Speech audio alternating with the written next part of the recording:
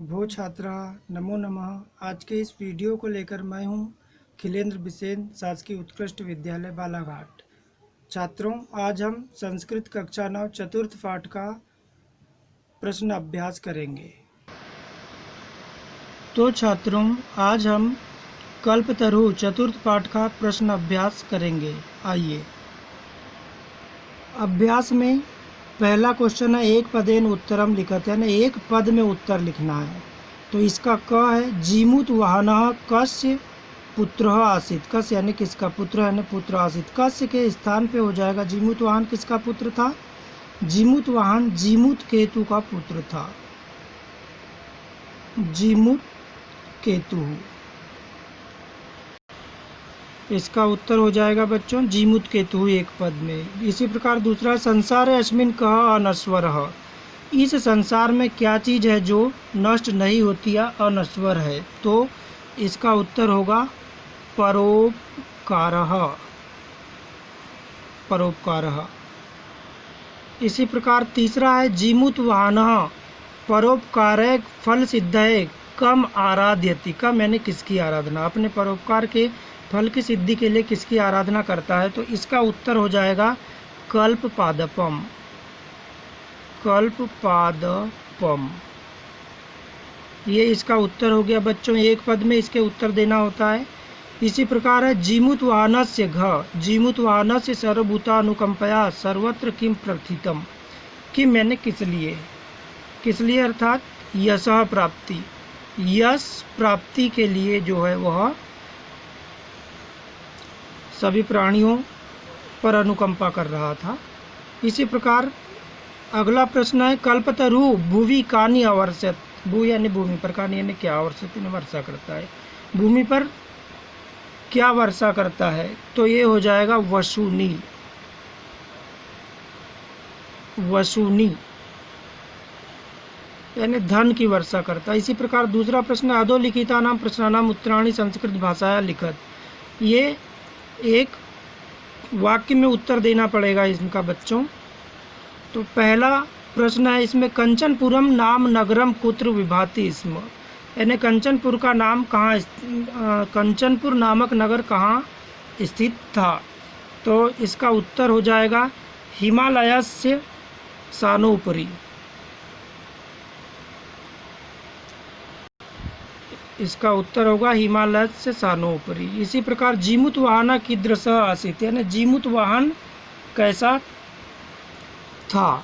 तो इसका उत्तर हो जाएगा जीमूत वाहन महान दानवीर सर्वभूतानुकंपी च अभवत्। अगला प्रश्न है कल्पतरो वैशिष्ट्यम अकर्ण जीमूत वाहन किम अचिंत्यत। इसको भी देखेंगे बुक में। तो इसका उत्तर हो जाएगा जीमूत वाहन अचिंत्यत। यहाँ से लिख सकते हैं आप। अहो ईदृशम अमर पादपम प्राप्य अपि पूर्वय पुरुष अस्माकं तादृशम फलम किमपि न प्राप्तम। ठीक, और तदहम अस्मात् कल्पतरो अभीष्टम साध्यामि। यहाँ से यहाँ तक इसका दीर्घोत्तरी प्रश्न होगा। 20 से 25 शब्दों के शब्द सीमा में इसे आपको लिखना है।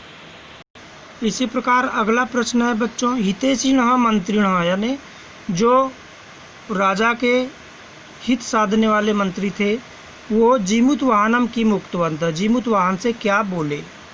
तो इसका उत्तर बुक में देखते हैं बच्चों। ये हो जाएगा हितैषिणः मंत्रिणः जीमूत वाहनम उक्तवन्तः। युवराज, यहाँ से आप लिख सकते हैं युवराज यो अयम सर्वकामदः कल्पतरु तवोद्याने तिष्ठति स तव सदा पूज्य। मतलब यह कल्प का वृक्ष जो है आपके बगीचे में है, यह आपके लिए सदा पूजनीय है।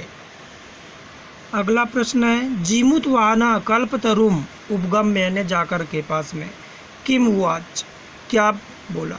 जीमूत वाहन ने कल्प वृक्ष से उसके पास जाकर क्या बोला? बुक में इसका उत्तर देखते हैं बच्चों। जीमूत वाहन कल्पतरुम उपगम्य उवाच। जीमूत वाहन ने कल्प वृक्ष के पास जाकर बोला, हे देव, त्वया अस्मत्पूर्वोषाम अभीष्टः कामः पूरितः तस्मैकं कामं पूर्य। यथा पृथ्वीम अदरिद्राम पश्यामि तथा करोतु देव इति। इस प्रकार से मतलब इस संपूर्ण पृथ्वी को जो है गरीबी से मुक्त कर दो। अगला प्रश्न है बच्चों, अधोलिखित वाक्येषु स्थूल पदानि कस्मै प्रयुक्तानि, मतलब जो यहाँ डार्क साइड में या गहरे काले रंग में लिखे हुए हैं प्रश्नों में, तो इनके लिए मूल शब्द क्या प्रयुक्त होगा ये बताना है। तो तस्य सानो उपरि विभाति कंचनपुर नाम नगर, कंचनपुर नामक नगर कहाँ स्थित था? तो यहाँ हो जाएगा तस्य के स्थान पे हिमालयस।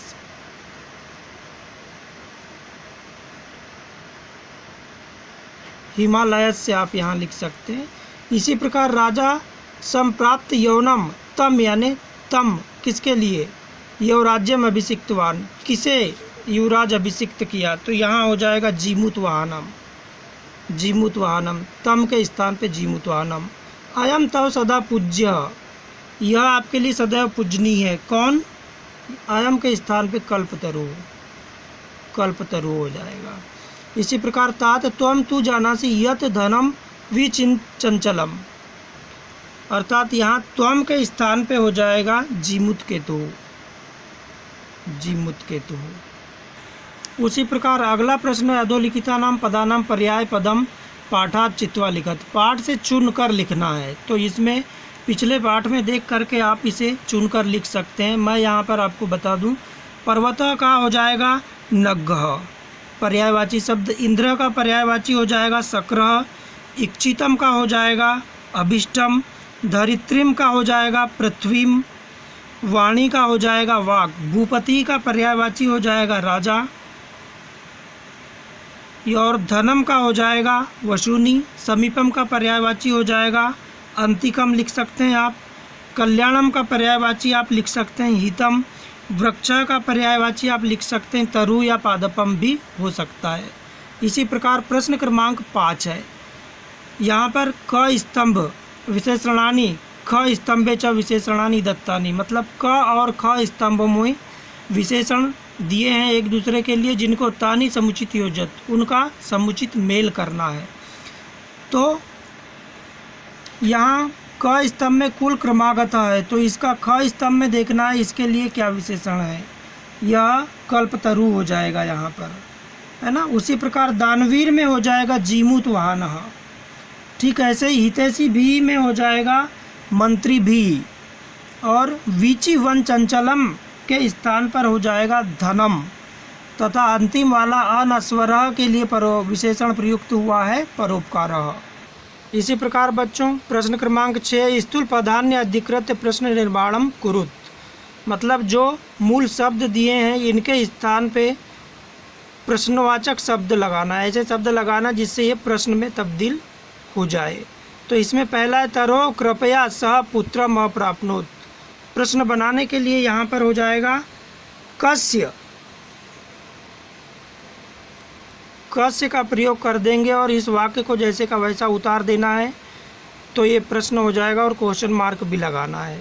इसी प्रकार सह कल्पतरो न्योदित, सह कल्पतरो, तो कल्पतरुवे के स्थान पर यहाँ ऐसा शब्द ढूंढना होगा जो प्रश्नवाचक बनाए, तो वो होगा कस्मय, कस्मय, इसको हटाकर यहाँ से कस्मय लिख देना है और क्वेश्चन मार्क लगा देना है। ठीक ऐसे ही धन वृष्टया के स्थान पर भी यहाँ कया लिख देना है आपको, इसको हटा करके, और बाकी को उतार देना है और क्वेश्चन मार्क लगा देना है। कल्पतरु पृथिव्याम धनानि अवर्षत, कल्प वृक्ष ने पृथ्वी पर धन की वर्षा की, तो यहाँ पर पृथ्वी के स्थान पर कुत्र हो जाएगा, कुत्र धनानि अवर्षत, कुत्र यानी कहाँ। जीवानुकंपया जीमूत वाहनस यश प्राप्त, तो इसको यहाँ से हटा देना है और इसके स्थान पर भी कया प्रयुक्त करना है और बाकी का वाक्य को शेष उतार करके क्वेश्चन मार्क लगा देना है। इस प्रकार इसके उत्तर हुए। ऐसे ही बच्चों क्वेश्चन नंबर 7 है, इसमें स्वस्ति तुभ्यम, स्वस्ति शब्द से योग यानी स्वस्ति के योग में चतुर्थी विभक्ति है, इत्तेन नियमेन अत्र चतुर्थी विभक्ति प्रयुक्तः, है ना। एवमेव कोष्टक गतेषु पदेषु चतुर्थी विभक्ति प्रयुज्य रिक्त स्थानी पुर्यत, मतलब स्वस्ति के योग में चतुर्थी विभक्ति है बोला गया यहाँ, तो इसलिए कोष्टक में दिए गए शब्दों का प्रयोग भी चतुर्थी विभक्ति में कीजिए। तो यहाँ पर राजा दिया है, राजा इसके लिए चतुर्थी विभक्ति हो जाएगी राजभ्यः। ठीक वैसे ही प्रजा दिया है तो यहाँ पर भी प्रजाभ्यः हो जाएगा, सेम होगा। और छात्र दिया है तो इसका तो छात्र ही हो जाएगा। जबकि स्वस्ति खालिस्तान सर्वजना, तो एक बार पुनः ख वाले को देख लीजिए बच्चों। प्रजाभ्यः हो जाएगा, इसका प्रजा है कोष्टक में। तीसरा है छात्र, तो इसके स्थान पे छात्रेभ्यः हो जाएगा। और चौथा सर्वजना है तो सर्वजनेभ्यः हो जाएगा। इस प्रकार से ख वाले को देखेंगे। कोष्टक गतेषु पदेषु षष्ठीम विभक्तिम प्रयुज्य रिक्त स्थानानि पूरयेत्, मतलब कोष्टक में जो शब्द दिए गए हैं इन पदों के आधार पर षष्ठी विभक्ति का प्रयोग करके रिक्त स्थानों की पूर्ति करना है। तो यहाँ पर ग्रह के स्थान पे क वाले में ग्रहस्य हो जाएगा, ग्रहस्य। वैसे ही पितरः के स्थान पे पितुः हो जाएगा, है ना, षष्ठी विभक्ति के रूप में। और ग में हो जाएगा जीमूत वाहनम, जीमूत वाहन के स्थान पर हो जाएगा जीमूत वाहनस्य। ठीक ऐसे ही अयम खालिस्तान तरुः किम, यानी किम के स्थान पे क से प्रयुक्त हो जाएगा। इस प्रकार से बच्चों इस पाठ का अभ्यास हमने देखा, इसे आप देख करके अपने नोटबुक में प्रश्न उत्तर तैयार कर सकते हैं। इस प्रकार बच्चों हमने चतुर्थ पाठ कल्पतरु के प्रश्न अभ्यास देखे।